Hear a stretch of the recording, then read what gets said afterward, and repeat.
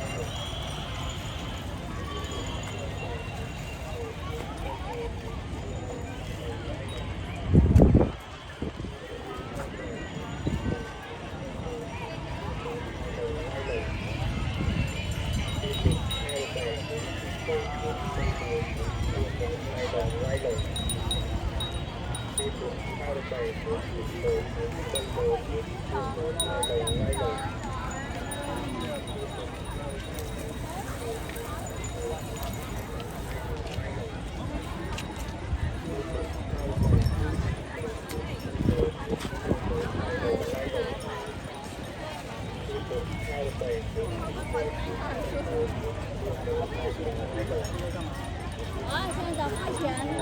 付钱了。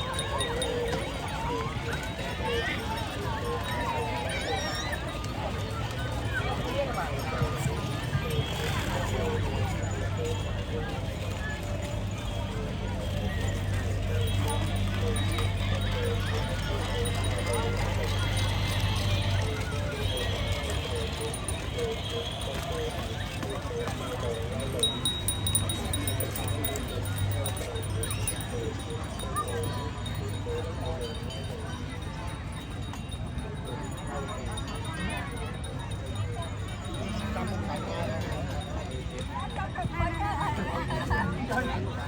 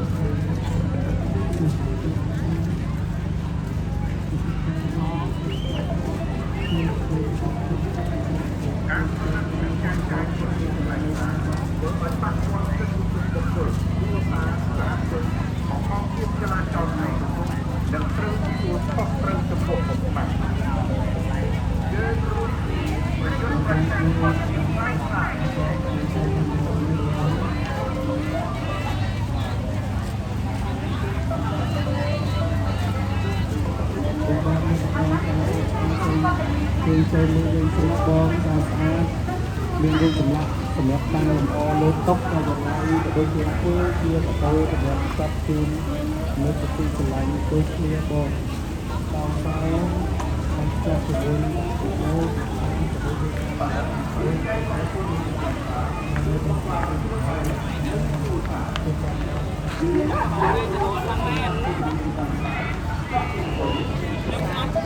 nhông nhông